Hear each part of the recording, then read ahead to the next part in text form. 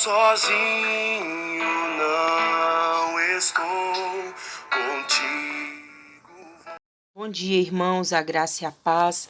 Hoje são 8 de setembro de 2023. Vamos estar dando continuidade no livro de Josué. Hoje nós vamos estudar o capítulo 20, que fala sobre as cidades de refúgio. Eu já até fiz um devocional sobre isso, mas hoje eu vou voltar num contexto um pouco diferente, sem entrar muito na parte teológica, mas na parte prática, a qual Jesus está nos alertando hoje. Amém?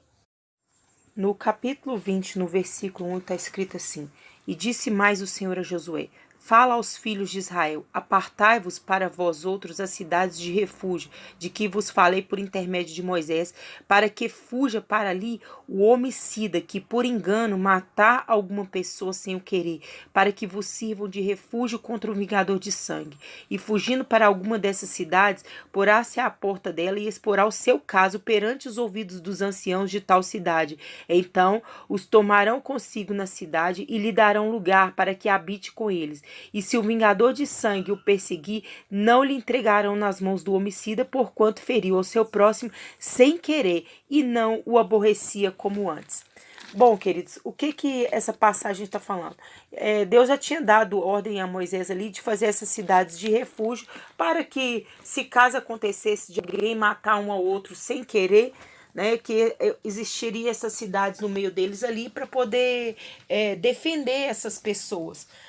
Mas, no caso aqui, estava falando que eles chegariam até aquela cidade, os anciãos iriam analisar, eles teriam que explicar o caso, explicar a situação, e eles ficariam nessa cidade até que o sacerdote morresse.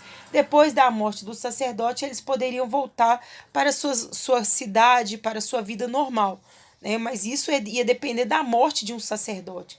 E aí nós vemos no contexto hoje nosso espiritual que Jesus é o nosso refúgio, ele é a nossa fortaleza, né? Ele é o nosso descanso, ele nos dá o direito de descansar debaixo das asas dele, de nos refugiarmos, de nos limparmos até das nossas maldades intencionais, né? Porque aqui estava falando que eles tinham o direito de abrigar de maldades, de pecados que mataram os irmãos de maneira sem intenção.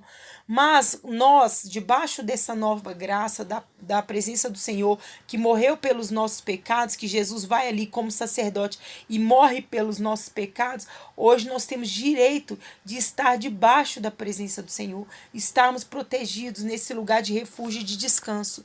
Só que eu estava lendo aqui um texto, Jesus também, apesar dele nos dar o direito da gente se lavar nele, se limpar, ele também, depois que a gente já tem conhecimento da graça, ele entra com sangue de vingança também sobre nós. Ele vai trazer uma vingança sobre aqueles que cometerem pecados, os quais eles sabem que são errados, mas continuam praticando sem ter um pingo de respeito por ele e por tudo aquilo que ele fez por nós. Ele vai vir ainda assim como um Deus vingador, que ele vai cobrar o sangue dos irmãos às quais nós temos derramado.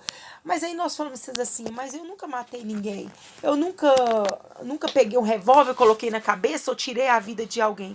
Será que não? Vamos ler lá em 1 Tessalonicenses, no capítulo 4. Vamos ler a partir do versículo 3. Porque esta é a vontade de Deus, a vossa santificação, que vos abstenhais da prostituição, que cada um de vós saiba possuir o seu vaso em santificação e honra, não na paixão da concupiscência, como os gentios que não conhecem a Deus. Ninguém oprima ou engane a seu irmão em negócio algum. Olha esse pedaço desse versículo. Porque o Senhor é vingador de todas essas coisas, como também antes vos já dissemos e testificamos. Porque não nos chamou Deus para a imundícia, mas para a santificação. Portanto, quem despreza isso não despreza ao homem, mas sim a Deus, que nos deu também o Espírito Santo. Quanto, porém, ao amor fraternal, não necessitais que vos escreva, visto que vós mesmos estejais instruídos por Deus, para que vos ameis uns aos outros, porque também assim fazeis para com todos os irmãos que estão em toda a Macedônia. Exortamos, porém, que ainda nisso continueis a progredir cada dia mais. Procurei viver quietos e tratar dos vossos próprios negócios e trabalhar com as vossas próprias mãos, como já vos tenho mandado, para que não andeis para que andeis honestamente para com os que estão de fora e não necessiteis de coisa alguma.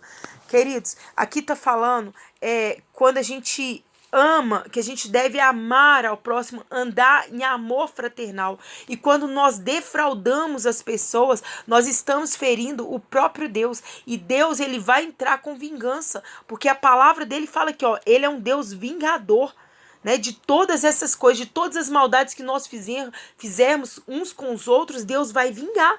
Né? A mesma forma que a gente tem o direito de refúgio, de buscar no Senhor, de nos limpar, Deus vai lá, perdoa, nos justifica. Mas quando nós estamos debaixo da graça, nós já fomos lavados e remidos, mas nós continuamos tendo práticas imorais e condutas que não são convenientes aos olhos de terceiros, nós vamos sofrer vingança das mãos do Senhor.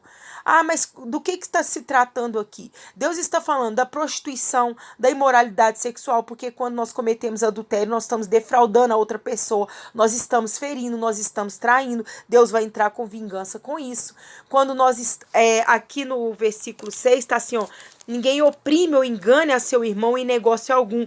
Quando nós fazemos negócios ou nós prometemos coisas para as pessoas as quais nós não vamos cumprir, nós estamos defraudando o irmão, trazendo um prejuízo, fazendo com que o irmão chore e amargue uma dívida que não era a responsabilidade dele por sua causa, e você envergonha o nome de Cristo. Isso vai vir juízo, vai vir consequências. E Deus está falando para a gente não defraudar ninguém, porque tudo que a gente fizer de maldade, nós vamos receber retaliação sobre isso. Deus não vai se agradar da gente se beneficiar, comprar coisas a custo e a sacrifício de outras pessoas, sabendo que a gente está em dívida com outras pessoas, a gente vai lá adquirir bens, fazer as coisas de forma errada e sem se preocupar com o outro que está chorando ali dentro da sua casa, porque às vezes foi prejudicado e lesado por atitudes e consequências nossas. Deus não vai nos dar livramento nessas coisas, nós vamos sofrer retaliação. Então, hoje Jesus está nos pedindo para quê? Que o amor seja fraternal, seja um amor verdadeiro. O que nós não queremos que as pessoas façam com nós, que nós não venhamos fazer com os outros, porque Deus vai entrar com vingança. Sabe, Deus, ele vai entrar com a justificativa. Agora, se a gente lesar alguém de maneira inocente, sem aquela intenção, nós devemos pedir perdão a Jesus, pedir perdão à pessoa e ir lá e consertar o mais rápido possível, né? O tempo que a gente tiver, o hoje que a gente tiver, a gente vai lá e retrata, porque nós vamos sofrer consequências, queridos. Nós vamos sofrer retaliação de todas as nossas atitudes. Nós achamos assim, não, eu posso pagar atrasado, eu fiz um compromisso com meu irmão ali, mas se eu pagar 10, 5 dias atrasado, ele não tem problema para ele, não, ele aguenta. Será que ele aguenta mesmo? Será que ele não estava contando com aquele dinheiro para pagar um boleto, para pagar um cartão, e aí você foi lá e prometeu que naquela data você iria ali a devolver o dinheiro e você não devolveu, e teu irmão tem que pegar dinheiro emprestado por sua causa, que você não honrou o compromisso o qual você falou? Né? Então, todas essas coisas, em 1 Tessalonicenses, no capítulo 4, nós devemos observar bem se nós não estamos trazendo a justiça e a vingança do próprio Deus contra as nossas vidas, contra as nossas atitudes erradas, porque às vezes nós estamos tomando prejuízo dentro da nossa casa, ou tendo dívidas e tendo tantos prejuízos dentro da nossa casa, por causa de prejuízos que nós damos a terceiros, e Deus vai tratar isso com a gente. Então o Espírito Santo fala hoje, olha para dentro de vocês, se vocês não têm defraudado ninguém. Né? Que seja com as nossas imoralidades, com os desejos imorais, que seja com as nossas aberrações diante de terceiros ali que está envergonhando o nome de Deus. Então nós sofreremos as consequências das nossas atitudes. E Deus está falando para que a gente venha andar honestamente, né? Que a gente pode, se a gente andar honestamente, nós temos nele o direito de nos refugiarmos. Agora, se a gente andar de maneira ilícita, nós vamos sofrer consequências dos nossos atos. Então que a gente venha hoje olhar para dentro de nós, sem preocupar com a vida do irmão, sem preocupar com o que o outro está fazendo, mas olhar para dentro de nós mesmos e ver o que nós estamos fazendo, que nós podemos estar debaixo de uma vingança do próprio Deus contra nossas vidas.